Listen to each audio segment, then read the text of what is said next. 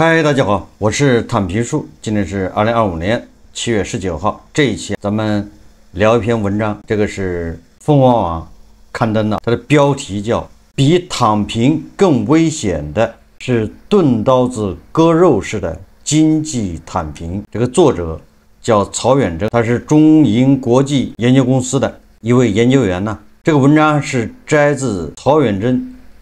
叫“失衡与重塑100年变局下的中国与世界经济”，它其中第5章叫“提升国家资产负债表可持续能力”，中间有这么一节叫“比躺平更危险的是钝刀子割肉式的经济躺平”。这个曹远征作者上个世纪80、90年代曾经工作于国家经济体制改革委员会，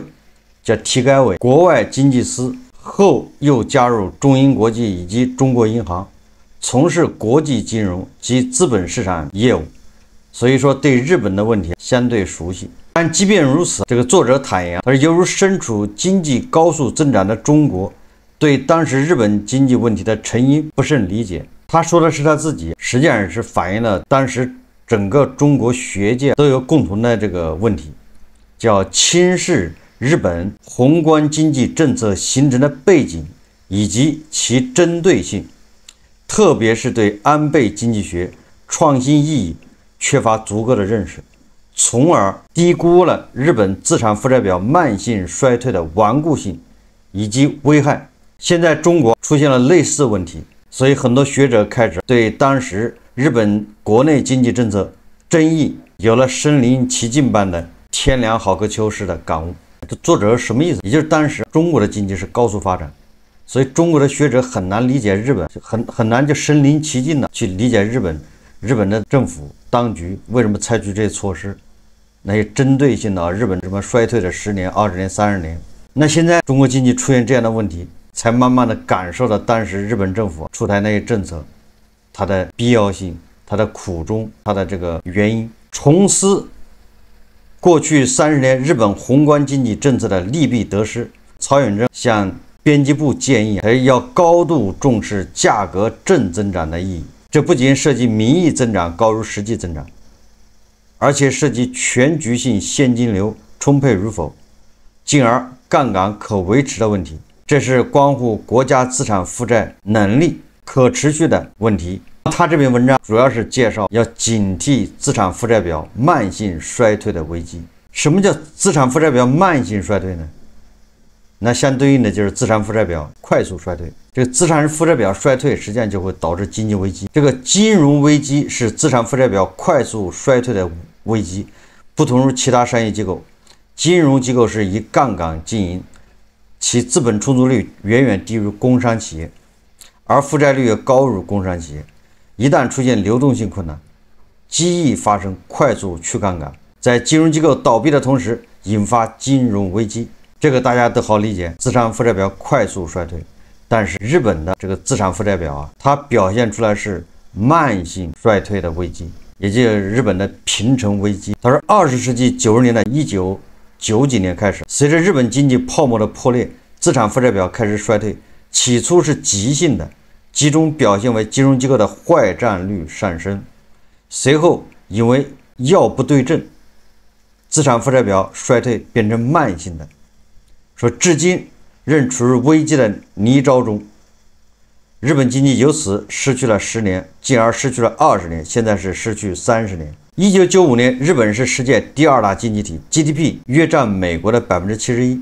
2022年，日本的 GDP 只占美国的17%，30年美日经济差距扩大到了5倍之遥。这篇文章他分析了日本崛起的一个原因，因为日本经历过二战失败，那他后来怎么成为这个第2大经济体？这个文章说，二战后在和平的环境下，一方面日本受儒家文化影响，形成高储蓄，更多的用于经济建设，而不再作为军费开支；另一方面，朝鲜战争以及越南战争所带来的美国在日本的军事采购，以及美国对日本的援助，不仅推动了日本经济战后的快速恢复，而且奠定了日本经济高速增长的基础。其中1961年到1975年是经济增长最快时期， ，GDP 达到了7.7%。日本人均 GDP 于1981年超过德国，1983年超过英国，1987年超过美国。那个时候，日本第一的呼声响彻世界，这个还真有点像咱们几年前什么东升西落啊，以及这个后来清产是遥遥领先。日本房价和股价5年中翻了3倍，日本经济在出现泡沫的同时，也把泡沫带到了国外。日本企业到处收购，日本游客出手豪爽。然而，泡沫终究是要破灭的。我记得当时有报道，就是日本东京的房地产，它的总价值可以买下整个美国，好像是有这样的报道。所以泡沫到了顶点，终究要破灭。说起初人们以为日本经济的衰退是暂时的，理由是很多国家都出现过房地产泡沫破裂所引发的经济衰退。经过一段时间后，衰退就会平复，经济就会重上正常轨道。基于这种思维，20世纪80年代末、90年代初，日本的宏观经济政策还集中在传统的凯恩斯主义反危机、反周期宏观调控，以期提高有效需求。但随着时间的推移，人们意识到日本的衰退不是周期性的波动，从而短期的旨在扩大总需求，宏观经济调控是不奏效的。相反，日本的经济衰退是结构性的，从而具有了长期性，需要建立应对的长效机制和政策。对于我们现在什么扩大内需，这个政策是很难凑效。他这个文章主要是介绍说，2008年以资产负债表衰退为标志的国际金融危机的冲击下，中国经济学家终于开始明白老龄化和少子化对日本经济，从而对经济增长的影响的含义。要知道，那个时候咱们还在计划生育，还没有意识到老龄化、什么少子化对经济的影响。实际上，日本已经影响了20多年了，咱们没有重视，所以2010年还是10几年才开始放开二胎啊，你就知道出了什么问题。这正如日本野村综合研究所首席经济学家辜朝明所指出的，区别于传统意义上由需求波动引发的周期性经济衰退。他说，日本的衰退是由人口结构的趋势变化引起的资产负债表衰退。所谓的老龄化，更多的是指当下抚养比升高引起储蓄率的变化，导致短期国家资产负债表可持续能力出现困难。少子化则更多强调未来，意味着国家资产负债表衰退不是短期的，而是长期持久。这种衰退不同于2007年美国那种急性的金融危机，也就是那个次贷危机，它是一种绵绵不绝的慢性资产负债表衰退，是钝刀子割肉，温水煮青蛙，短期几乎无感，但长期会窒息活力。老龄化、少子化，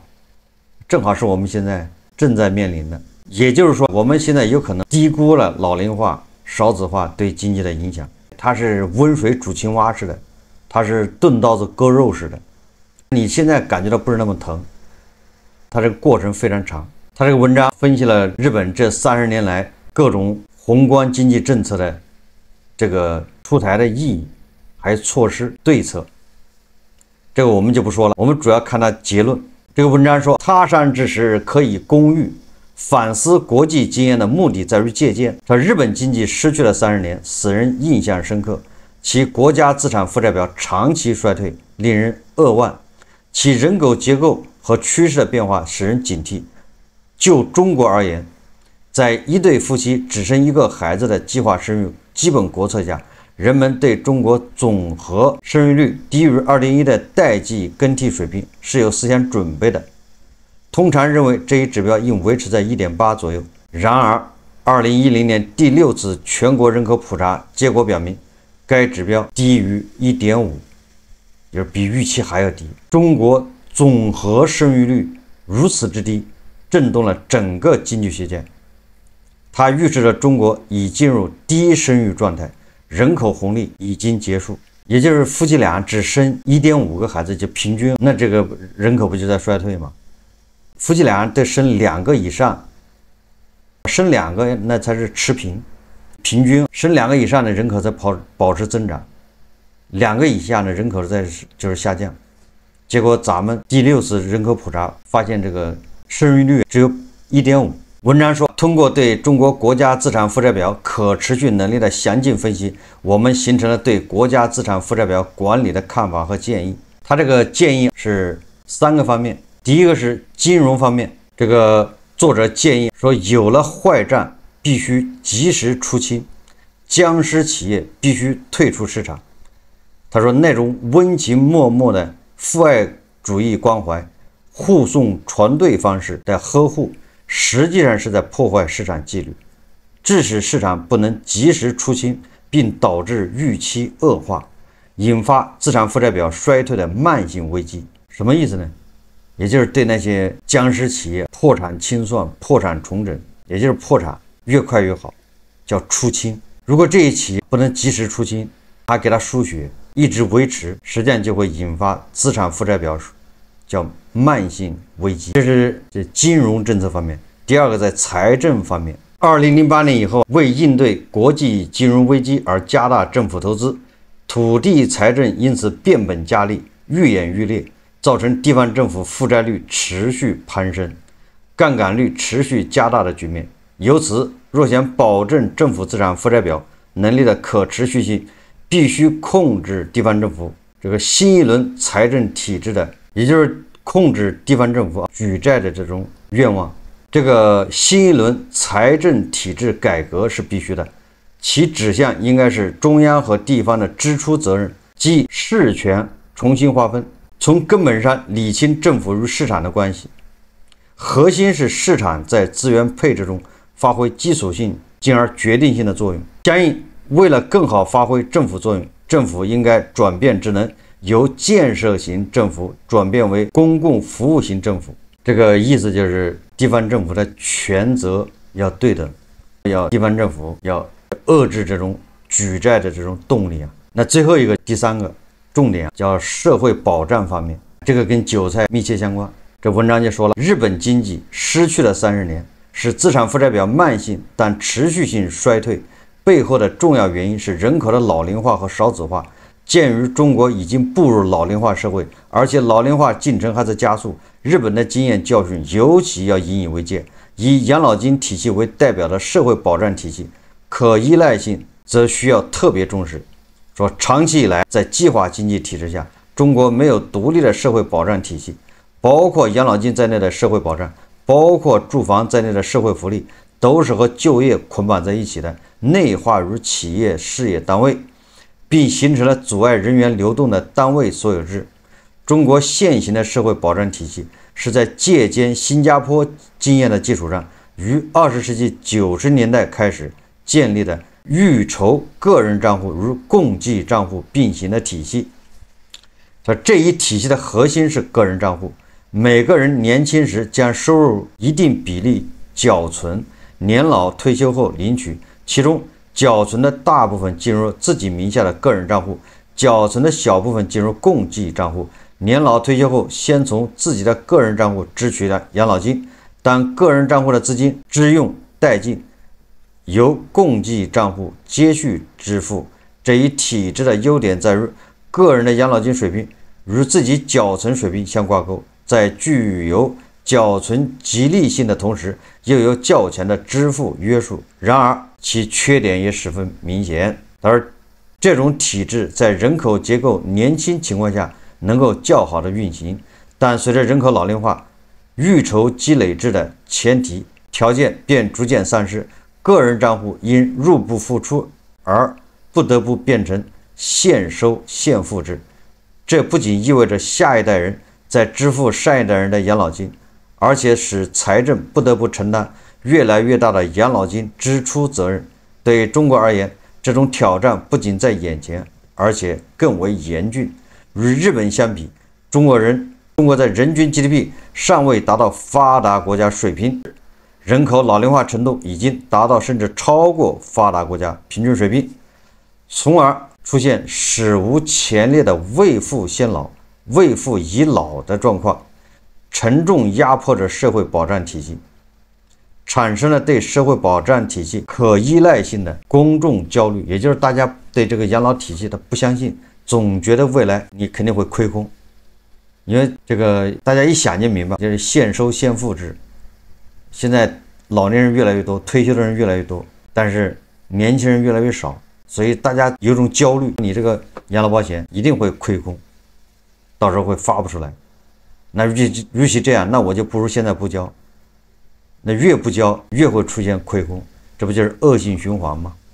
他说，这些专家当时认为，未富先老、未富已老虽然是重大的挑战，但中国还有应对能力，这就是当时认为。但现在已经不一样了。他说，除了通过延迟退休来减缓养老金支付压力，还可以采取类似发达国家的 401k 的方式，建立养老金第三支柱，补充养老金。更为重要的是，中国拥有庞大的国有资产，可供弥补日后养老金缺口。事实上，自新中国成立以来，中国积累了形成以国有企业为主要形态的庞大国有资产。与此同时，山川河流、土地矿产也为国家所有，也是国有资产。如此庞大的国有资产，对应养老金缺口将绰绰有余。但现实的困难是什么呢？现实的困难是这些资产不能变现，因此创造国有资产可变现条件，使国有资产处于可变现状态，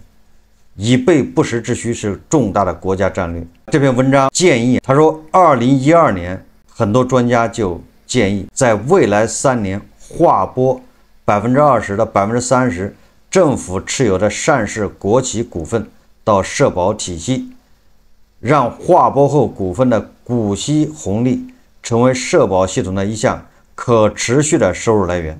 以缓解养老金体系长期将面临的巨大缺口，为今后更大规模的划拨和启动国有资本管理改革提供经验。当社保系统因国有企业股份划入而充当国有企业股东时，国有企业治理机制将会有明显改善。这是因为社保系统处于养老金支付压力，会提出现金分红甚至加大分红比例的诉求，这既可以约束国有企业投资饥渴所形成的负债冲动，也可促使国有企业提高经营效率，从而改善国有企业治理结构的制度化安排。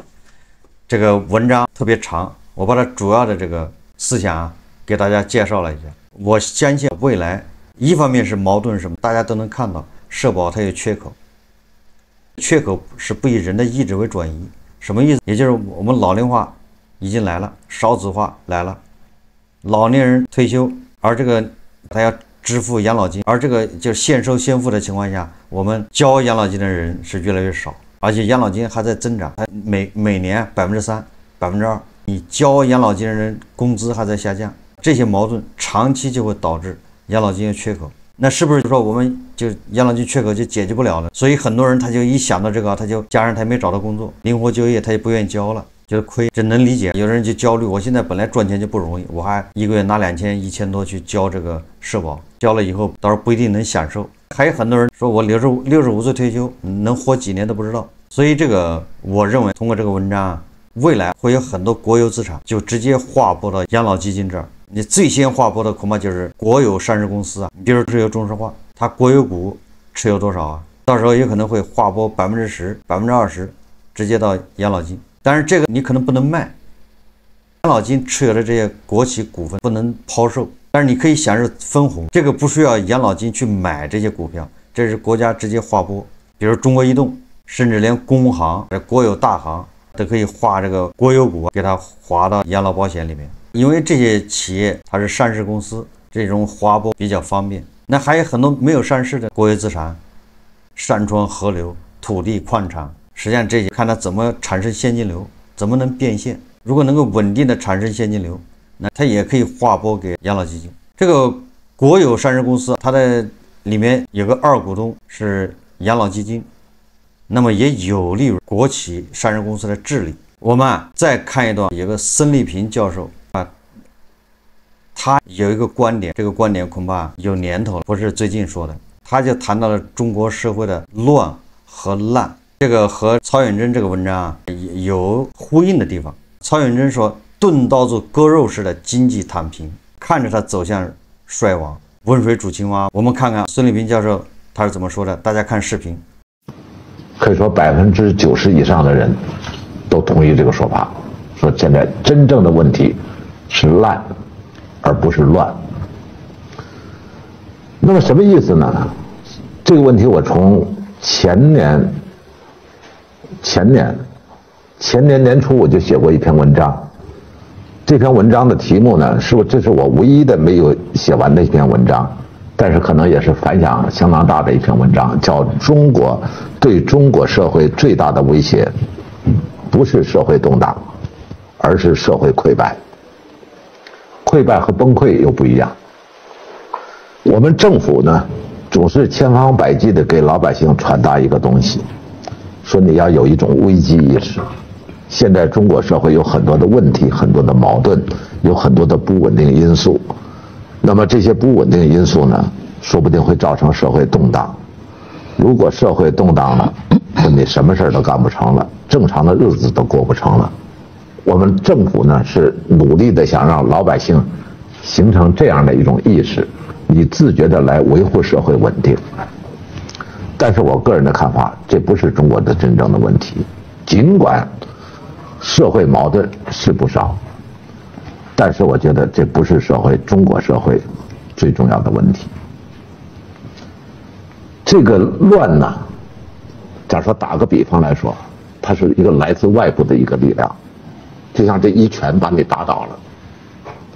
但是我觉得中国社会呢，可能别人还没打你呢，自己慢慢的烂下去。这个烂就像一个机体，它的细胞、它的机能出了问题。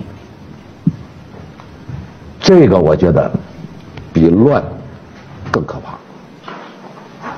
那么为什么要提出这个问题呢？这个判断是非常的重要的。现在中国究竟是烂还是乱？正因为现在主流的说法，尤其官方的说法其实是乱，他怕乱。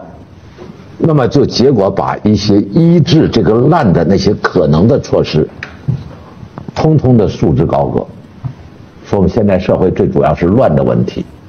那比如说要治理这种社会的溃败，这社会的烂，我们需要政治体制改革，需要放开言论，需要把反腐败的措施输入社会，需要有这个社会当中这个利益的正常的表达的机制等等，你才能够治愈这种溃烂。但是呢，由于我们判断的是乱，我们把所有这些东西都定义为可能会加剧乱，可能不利于社会稳定，然后把这些我们在治理这个烂的这个医疗这个烂的这个过程当中所必须做的这些事情，通通的束之高阁。所以我说这个判断呢是非常的重要的。所以从这个意义上来说，要说乐观悲观呢，也就是和这个有关系。这是一个逐步的一个烂的过程。这个烂的过程当中，有时候我们烂的可能还是很舒服的，可能得需要一个很长的时间才能烂出一个头来。但是在这中间呢，短时间内，我个人的看法没有发生大的社会动荡的可能性，这个可能性或者说可能性是很小的。关键的问题是这个烂的过程，所以从这个意义上来说，那可以说我从比较长远的这个角度来说是比较悲观。我认为这个司令平教授说的非常有道理，咱们总是担心乱，现在大家都已经接受了，你一旦乱了，这个社会乱了，你怎么能谈得上发展？大家都能接受。正因为大家都接受了乱，所以说就是不能乱，所以要稳定。结果把很多本应该进行改革的，统统打上一个标签，是影响稳定，害怕乱，所以就不能动，反而错失了很多良机，变成温水煮青蛙。很多我们都打着防止乱的旗号不敢动，坐失良机。正因为怕乱，所以眼睁睁的看着它烂下去，最后形成了恶性循环。这大概就是历史周期率。好，这期节目咱们就聊到这里，感谢大家收看。如果喜欢我的节目，欢迎订阅转发，也可以在下方留言评论，谢谢大家。